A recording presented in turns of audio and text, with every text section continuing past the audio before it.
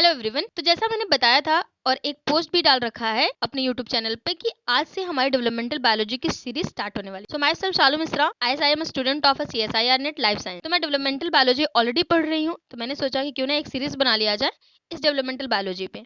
तो चलिए स्टार्ट करते हैं, इस डेवलपमेंटल बायोलॉजी को पढ़ते हैं, देखते हैं क्या होता है। वैसे तो ये टॉपिक बहुत ही इंपॉर्टेंट है, मुझे तो बहुत पसंद है। चलिए आप लोग को भी देखते हैं कितना पसंद आता है। तो पहले बात करेंगे what is development. Development is a life long process. अगर सिंपल बात में हम करते हैं तो डेवलपमेंट क्या है? एक लाइफ लॉन्ग प्रोसेस जो कि लाइफ के लास्ट तक चलती रहती, जब तक किसी भी ऑर्गेनिज्म की डेथ नहीं हो जाती तब तक ये प्रोसेस चलती रहती।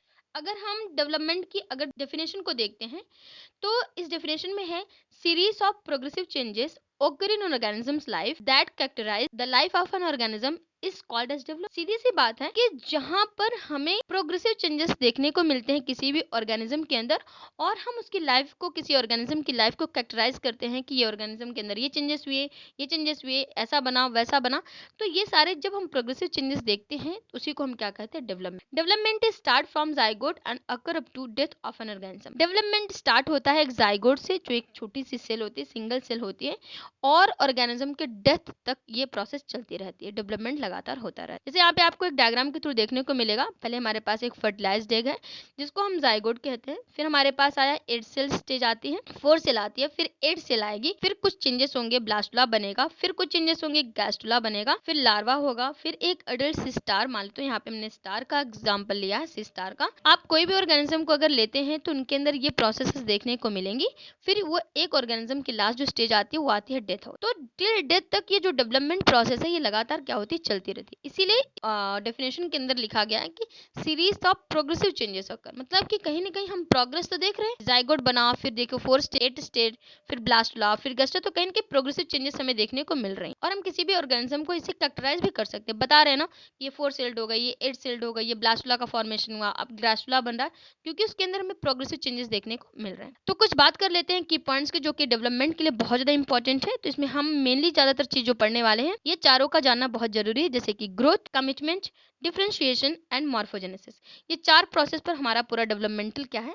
बेस्ड होता है। हम इनको एक एक कर करके देखेंगे। अच्छा चलिए बात कर लेते हैं कि डेवलपमेंट में हम किस किस की डेवलपमेंटल बायोलॉजी को पढ़ते हैं। डेवलपमेंटल बायोलॉजी के अंदर किस किस को पढ़ते हैं? एनिमल की भी डेवलपमेंट को पढ़ते हैं और प्लांट के भी डेवलपमेंट। एनिमल के डेवलपमेंट में हम पढ़ेंगे C elegans, sea urchin, frog, reptiles, birds, mammals को पढ़ेंगे।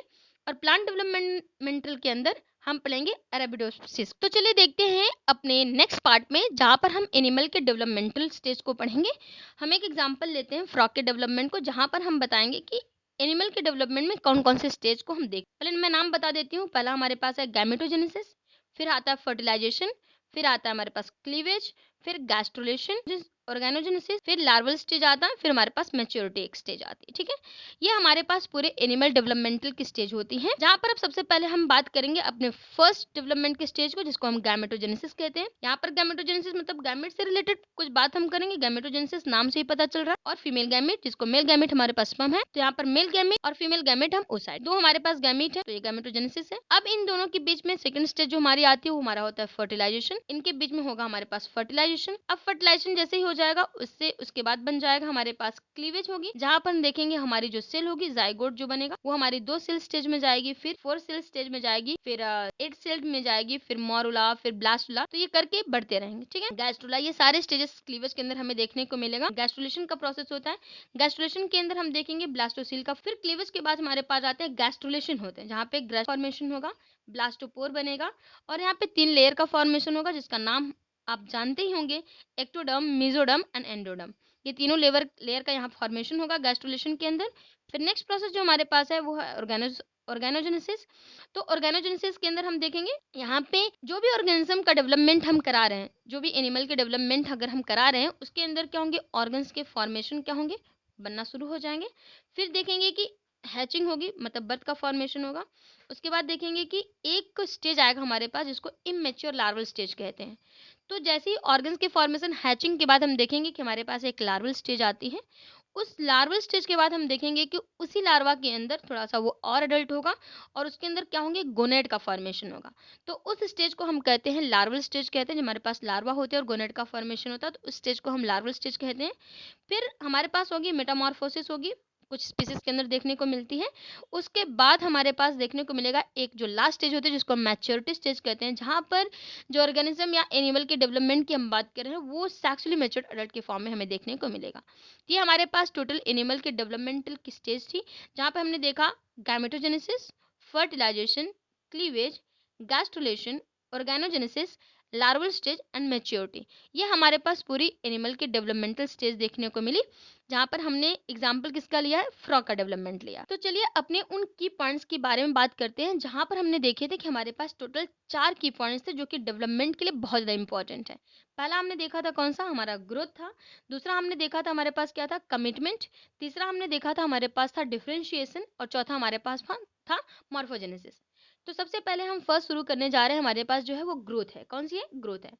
इसमें हम देखेंगे अपने एनिमल की अर्ली डेवलपमेंट की स्टेज को देखेंगे कि हमारे पास अर्ली डेवलपमेंट के स्टेज में, एनिमल की अर्ली डेवलपमेंट में ग्रोथ कैसे होती है। ठीक है, तो पहले अगर देखिए जब हम ग्रोथ की बात करते हैं, चाहे वो किसी भी लेवल की ग्रोथ की बात करेंगे, तो वहां पर दो चीजें देखने को मिलेगी, साइज में भी इंक्रीजमेंट होती है और मास में भी। अब ये साइज में कहाँ इंक्रीज होगा, मास में कहाँ इंक्रीज होगा, ये हमारे ऑर्गन एनिमल के बेसिस पे हम डिसाइड करेंगे। किसी ऑर्गन के अंदर, किसी एनिमल्स के अंदर हमें साइज देखने को मिलेगा, किसी के अंदर मास का डेवलपमेंट होगा, मास इंक्रीज करता हुआ नजर आएगा।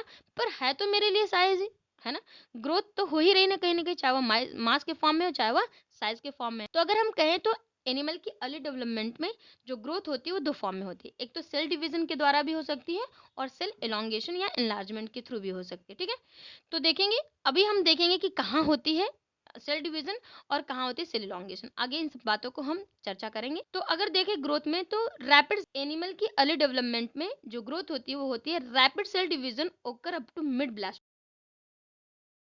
जो हमारे पास सेल डिवीजन होती है कहाँ पे, एनिमल की अर्ली डेवलपमेंट में, वहां पर बहुत ही ब्लास्टोलास्ट स्टेज तक बहुत ही ज्यादा क्या होता है, रैपिड सेल डिवीजन होता है, बहुत ही तेजी से ये क्या करते हैं, होता है। क्यों होता है रैपिड, इसके बारे में बात करेंगे।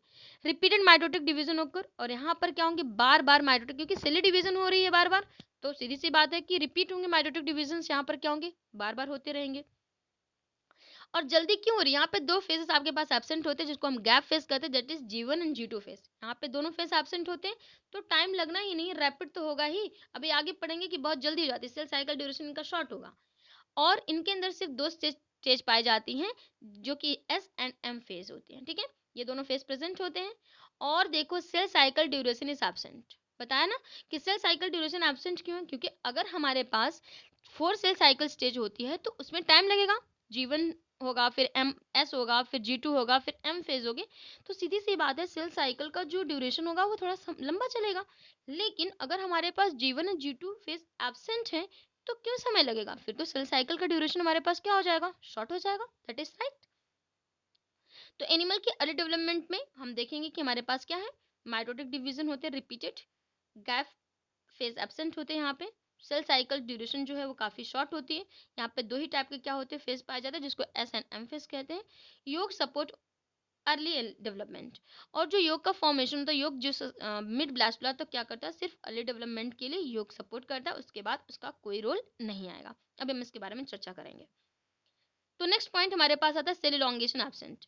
अब एनिमल के अर्ली डेवलपमेंट में जब तक ब्लास्टोला स्टेज होती है, मिड ब्लास्टोला स्टेज तक इलॉन्गेशन का कोई काम नहीं है, सिर्फ इलॉन्गेशन यहाँ पर एब्सेंट होती है। ठीक है, ग्रोथ ओकर्स ओनली बाय। तो मिड ब्लास्टोला तक जो एनिमल का अर्ली डेवलपमेंट होता है वो सिर्फ कहाँ तक होता है, सिर्फ सेल डिवीजन के द्वारा ही होता है, ना कि सेल इलॉन्गेशन वहाँ पर प्रेजेंट नहीं होता। आगे होगा, क्योंकि ग्रोथ हमने देखा है कि दोनों ही एनिमल के डेवलपमेंट पे हम देखेंगे कि दोनों टाइप्स की हमारे पास ग्रोथ होती हैं। लेकिन एनिमल के अर्ली डेवलपमेंट की अगर हम बात करें तो हमारे पास वहाँ पे सिर्फ सेल डिवीजन प्रेजेंट होगा, ना कि हमारे पास सेल इलॉन्गेशन प्रेजेंट होगा। ठीक है, नेक्स्ट पॉइंट पे बात करते हैं, जैसे सेल साइज यहाँ पर डिक्रीज करती हुई नजर आएगी हमको। क्या करती हुई नजर आएगी, सेल की साइज यहाँ पर डिक्रीज करती हुई नजर आएगी। In E cell division cell size decreases. अगर हम देखेंगे कि सेल साइज डिक्रीज करती हुई नजर आएगी तो कैसे, पहले हमारे पास एक सेल थी, फिर उसके बाद 2 में हुई, 4 में हुई, 8 में हुई। तो इस साइज से देखेंगे कि हमारे पास सेल की जो साइज होगी वो क्या होती जाएगी, डिक्रीज करती जाएगी। एक थी, फिर उसमें 2 बने, फिर उसमें 4 बने, फिर उसमें 8 बने। तो सेल की साइज क्या हो गई, डिक्रीज करती हुई नजर आ रही अगर देखा जाए तो। Number of cell increases, size remains the same of the embryo. अब सीधी सी बात है कि देखो पहले एक सेल थी ना, सेल जो है नंबर ऑफ सेल फिर 2 बनी, 4 बनी, लेकिन हमारा जो एम्ब्रियो का फॉर्मेशन हो रहा है उसमें कोई डिफरेंस नहीं देखने को मिल रहा। वो सेम साइज का है, वो सेम साइज का हमारे पास एम्ब्रियो वहां पे रहेगा। Number of division increases so cell size decreases. Number of division increase कर रहे हैं क्योंकि अब नंबर ऑफ डिवीजन कैसे इंक्रीज किए, देखो पहले एक सेल थी, फिर 2 सेल बनी, फिर 4 सेल बनी, फिर 8 सेल बनी, तो नंबर ऑफ डिवीजन तो बढ़ रहा है ना। जब नंबर ऑफ डिवीजन बढ़ेंगे तो सेल की साइज तो डिक्रीज होगी, सीधी सी बात है, ये तो हमको समझ आता ही है। नेक्स्ट हमारे पास एक लास्ट पॉइंट आता है जहां पर हम पढ़ेंगे न्यूक्लियोसाइटोप्लाज्मिक रेशियो इंक्रीजेस।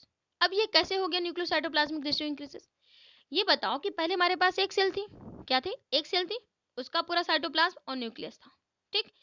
अब उसी में एक ही में 2 हो गई, अब 2 के क्या हो गए, तो कहीं ना कहीं अपने अपने सबके तो न्यूक्लियस है, सबके अपने अपने साइटोप्लाज्म है कि नहीं है, अपने अपने सबके बढ़ते हुए नजर आ रहा है कि नहीं है। पहले एक छोटी जगह पे न्यूक्लियर प्लाज्म था, अब 2 जगह हो गया, उसका साइटोप्लाज्म और बड़ा हो गया। तो कहने का सेंस ये है कि न्यूक्लियो साइटोप्लाज्म का जो रेशियो होगा वो कहीं ना कहीं हमको क्या दिखेगा, बढ़ता हुआ नजर आएगा, ठीक है। सो चलो एक बाइंड अप लेते हैं कि एनिमल की अर्ली डेवलपमेंट में क्या क्या होता है, क्या क्या नहीं होता। लास्ट, ठीक है। Rapid cell division in animal occur up to mid blastula stage, जो कि हम बात कर चुके हैं कि जो रैपिड सेल डिवीजन होगा एनिमल में वो मिड ब्लास्टोला तक होगा। अर्ली डेवलपमेंट की मैं बात कर रही हूँ, up to mid blastula stage तक की बात कर रहे हैं, ठीक है, जहां पर रैपिड सेल डिवीजन हमें देखने को मिलेगा। हमने देखा था कि मिड ब्लास्टोला स्टेज तक हमारे पास G1 और G2 फेज क्या थे, एब्सेंट थे, कोई प्रॉब्लम नहीं है। एक चीज हमने और देखी थी कि हमारे पास सेल इलॉन्गेशन भी यहाँ पर एब्सेंट था, और देखा था हमने कि सेल की साइज डिक्रीज हो रही थी और न्यूक्लियोसाइटोप्लाज्मिक रेशियो इंक्रीज हो रहा है। इतनी बातें हमने पढ़ी थी। ये तब तक की बातें हैं जब तक हमारे पास मिड ब्लास्टोला स्टेज है। जैसे ही हमारे पास ऑर्गेनिज्म जो होता है वो क्या करता है, मिड ब्लास्टोला स्टेज के बाद आगे बढ़ता है, योग का डिप्लीशन लगातार शुरू हो जाता है, क्योंकि अब योग का इसमें कोई फॉर्मेशन का कोई रोल नहीं, योग डिप्लीट करना शुरू हो जाएगा और अब जाइगोटिक जीन एक्सप्रेस करने लगेंगे, मतलब किस कौन कौन सी जीन होंगी, क्या काम करेंगी, उनका एक्सप्रेशन स्टार्ट हो जाएगा। और अब यहाँ पे नॉर्मल सेल साइकिल चलेगी। नॉर्मल सेल साइकिल क्यों चलेगी, क्योंकि मिड ब्लास्टोला तक आपके पास क्या था, G1 एंड G2 फेज था, लेकिन जब आपके पास नॉर्मल मिड ब्लास्टोला के बाद जो स्टेज आएगी एनिमल के डेवलपमेंट में, उसमें आपको चारों फेज देखने को मिलेंगे, जिसको हम कहते हैं G1, S, G2 and M phase. ये चारों फेजेस होंगे तो सीधी सी बात है कि नॉर्मल सेल साइकिल चलेगी, है ना। अब एक पॉइंट और आया यहाँ पे, सेल इलॉन्गेशन अराइसेस। अभी हमने पढ़ा था कि जब हमारे पास एनिमल की अर्ली डेवलपमेंट होती है टिल मिड ब्लास्टोला स्टेज तक, वहां पर हमारे पास जो होता है सेल लॉन्गेशन जो होता है वो पूरी तरीके से क्या होता है, अराइज नहीं करता है। वहां पर हमारे पास क्या होता है, सिर्फ और सिर्फ सेल डिवीजन प्रोसेस होती है। लेकिन जैसे ही मिड ब्लास्टोला स्टेज से हमारा एनिमल का डेवलपमेंट आगे बढ़ता है, तब हमारे पास सेल इलॉन्गेशन भी अराइज करता है, कि ग्रोथ का वो पार्ट भी अराइज करता है जिसको हम क्या कहते हैं, सेल इलॉन्गेशन प्रोसेस, वो भी अराइज करता है। Last normal cell cycle duration होती है। अब अभी तक वहां पर देखे थे मिड ब्लास्टोला स्टेज तक अगर देखे थे तो वहां पे सेल साइकिल जो होती है उसकी ड्यूरेशन क्या थी, स्मॉल थी, शॉर्ट थी। क्यों शॉर्ट थी, क्योंकि वहां पर 2 ही फेज प्रेजेंट थे, G1 एंड G2 फेज। लेकिन अगर मिड ब्लास्टोला स्टेज के बाद जो डेवलपमेंट देखने को मिल रहे हैं एनिमल्स में, क्या प्रेजेंट है, चारों फेजेस प्रेजेंट है हमारे सेल साइकिल के, G1, S, G2 and M phase. तो सीधी सी बात है कि नॉर्मल सेल साइकिल ड्यूरेशन होगी, जितना सभी में चलती है उतना ही होगी, क्यों शॉर्ट होगी, नॉर्मल चलेगी। तो यहाँ तक हमने बात किया आज एनिमल्स की अर्ली डेवलपमेंट में, आपको थोड़ा बहुत बता दिया, एक ओवरऑल व्यू भी दे दिया कि क्या होता है, अभी हम क्या क्या चीज़ों को पढ़ने वाले हैं। जैसे कि हमने आज ग्रोथ के बारे में बात किया, अभी हम प्लांट की अर्ली डेवलपमेंट के बारे में नेक्स्ट क्लास में बात करेंगे। उसके बाद कमिटमेंट पर बात करेंगे, फिर डिफरेंशिएशन पर बात करेंगे, फिर मॉर्फोजेनेसिस पे, और इनसे रिलेटेड जितने भी आगे एक्सपेरिमेंट्स वगैरह होंगे उन सब पर बात किए जाएंगे, ठीक है। सो तब तक के लिए thank you guys, bye bye, take care and keep learning.